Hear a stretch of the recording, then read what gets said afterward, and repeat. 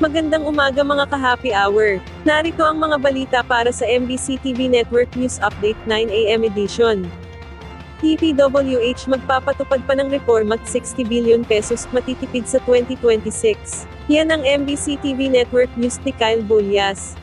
Hindi lamang nagtatapos sa pagpapababa ng presyo ng mga construction materials ang mga magiging pagbabago sa Department of Public Works and Highways. Ayon kay Secretary Vince Dizon, may iba pang mga reforma na ipatutupad ang ahensya alinsunod sa direktiba ni Pangulong Bongbong Marcos. Sa panayam ng DZRH News, sinabi ni Dizon na pinag-aaralan na rin nila ang pagpapababa ng presyo ng mga materyales sa finishing. Sa ganitong paraan, mas makakamura na ang pamahalaan sa pagpapatayo ng mga ospital at silid-aralan nang hindi nasasakripisyo ang kalidad nito. Kaugnay nito, tututukan din ng ahensya ang monitoring sa implementasyon ng mga proyekto. Sabi ni Dizon, hindi sapat ang pagpapababa lamang ng material cost para tugunan ang dekadekadang korupsyon sa mga infra projects ng pamahalaan. Kailangan po talagang i-monitor.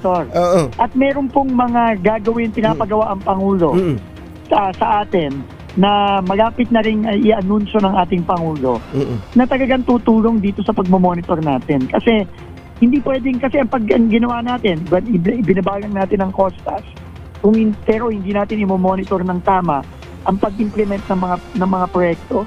Baka naman yung kalidad at yung paggawa ng mga proyekto ang magsasuffer. So hindi natin po pwedeng payagan yon, at yun ang kabigin-biginan sa akin ng ating Pangulo, na hindi natin pwedeng payagan yon. Kaya meron din po tayong gagawing mga reforma na kakambal nitong pagbaba ng presyo ng mga materyales. Nitong Huwebes, nilagdaan na ni Dizon ang kautosang magbababa ng presyo ng mga construction materials ng hanggang 75%. Dahil sa matitipid ng ahensya, maaari nang makapagpatayo ng dagdag na 1,600 kilometro ng mga kalsada at makapaglatag ng dagdag na 1,000 kilometro ng aspalto sa buong bansa. Bukod pa ito sa hanggang 60 billion pesos na savings para sa 2026 budget. Binigyang diin naman ni Dizon na epektibo na ang kautosan ngayong taong 2025. Ibig sabihin, saklaw na nito ang mga government projects na hindi pa nakakapag-procure ng mga construction materials. Para sa MBC TV Network News, ito si Kyle Bulyas ng DZRH. Una sa Pilipinas, una sa Pilipino.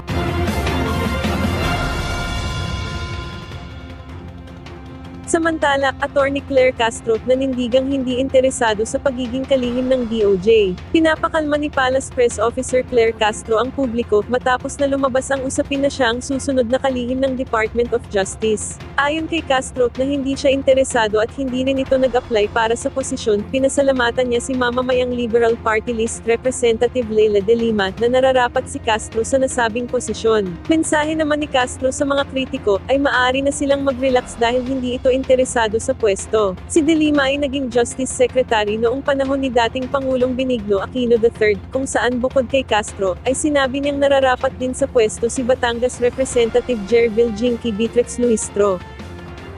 At yan ang mga balita para sa MBC TV Network News Update 9 AM edition. Abangan ang mga susunod na balitaan mamaya para sa 10 AM edition.